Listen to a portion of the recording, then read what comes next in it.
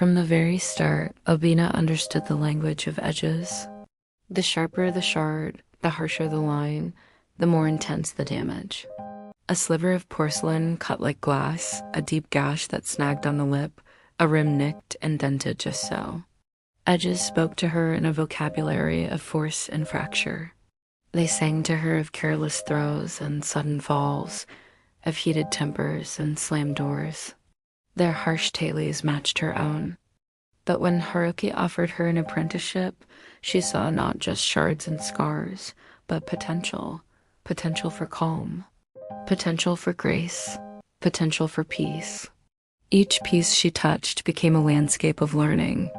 In the quiet hum of her studio, surrounded by the ghosts of shattered lives, Albina sought solace. Her hands moved with familiar purpose over broken bodies, stitching together fragments and smoothing jagged lines. And slowly, so slowly, the edges softened. She learned about the weight of a glaze, how thickly applied it could crack and crumble, how thinly it could sing and soar. She explored the tensile strength of clay, how thin a wall could be before it snapped, how wide a belly could stretch before it split. She traced the pull and give of bone-dry earthenware, the give and yield of leather-hard clay, the dull thud of fully fired porcelain. Her touch turned gentler as she learned to read these signs, to anticipate the tensions and strains within each curve and contour. Her knowledge grew until every nuance of touch and temperature became second nature, until every edge held a story that she could read without a sound. Yet there was something she couldn't mend, something she couldn't see, herself. In the hushed reverence of her craft, she found a peace that eluded her waking hours. When the work was done, when the sun dipped below the horizon, and the shadows lengthened in her studio, Albina felt the echoes of shattered edges settle within her bones. She felt their sting and knew their language all too well. It was on her walk home from the workshop that Albina began noticing the cracks. The sidewalk outside Hiroki's studio had a fissure running through it, grass pushing its way stubbornly between slabs of stone. She had walked that street dozens of times before and never seen it. Now it caught her eye, the way sunlight slid into the green threads and made them glow. At a cafe a few days later, she noticed a chipped mug served to a man at the counter. The chip was small, barely noticeable, but she watched as the man lifted it to his lips without care, without irritation. He laughed at something his companion said, tilting the flawed mug as though it carried no burden at all. Albina sat with her tea and stared at her own cup, flawless and whole, and wondered why the chipped mug looked warmer in his hands than the unblemished one in hers. Her neighbors, too, became suddenly visible in their imperfections. Mrs. Navarro from downstairs always left her planters overflowing, soil spilling onto the shared steps. Albina had long found it maddening, the way dirt smeared across the tiles she liked to see clean. But one afternoon, instead of hurrying past, she paused. Mrs. Navarro was kneeling in the mess, hands caked with soil, humming softly as she pressed a seedling into place.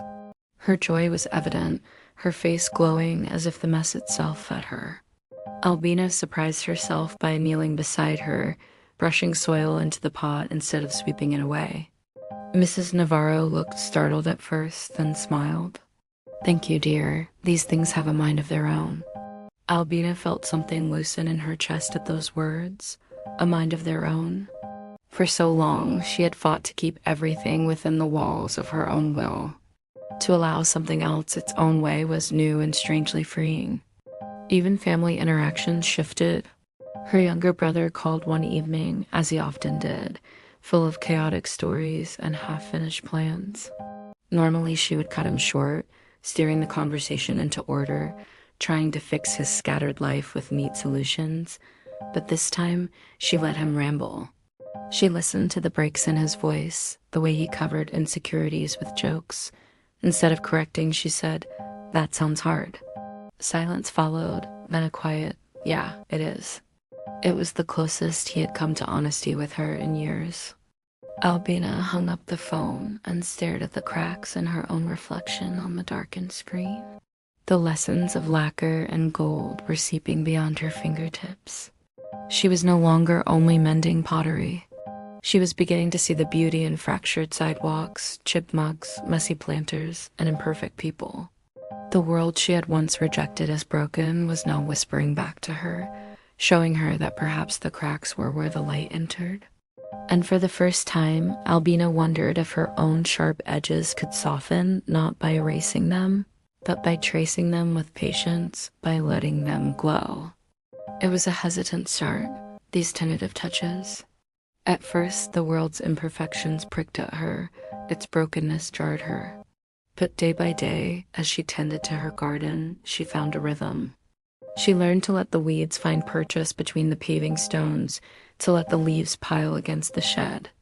As she sipped her tea, she began to see the appeal of the chipped mug. Its imperfection nestled into her palm like a well-worn word, comfortable and real.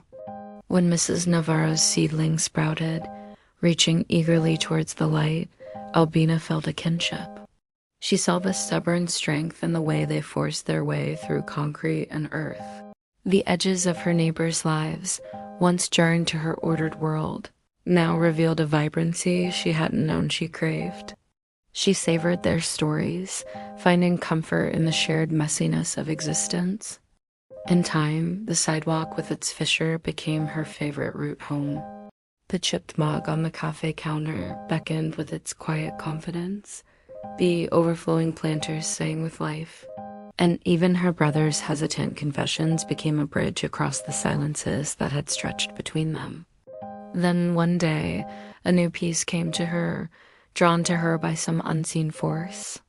It was a teapot, ceramic, painted with delicate flowers that mirrored the blooming life spilling from Mrs. Navarro's window boxes. It was whole, untouched, perfect, and it demanded her attention. As she held it, Albina felt a pull, an urge to smash it, to rend the flawless surface, to break through the suffocating perfection.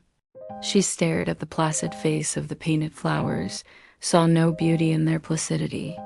She longed to mar the smooth curves, to leave her mark on the pristine clay. She needed to make it flawed. But as she set it down, something shifted. She saw not a blank slate, but a vessel ready to pour. She saw not a perfect surface, but a calm reflection. She saw not a life without edges, but a life ready to hold beauty. In that moment, Albina understood. Some things didn't need mending. Some things didn't need softening. Some things, whole and entire, simply needed to exist. For the first time in her life, Albina set a piece down without touching it, without fixing it, without altering it. She allowed the world's imperfections to exist, to thrive. She allowed herself to be seen, to be known, to be loved in the soft, yielding spaces between the cracks. This is the end of section 3 of 7 of a serialized novel. To continue this story, please follow for more updates. Thank you for reading, and I'll see you next time.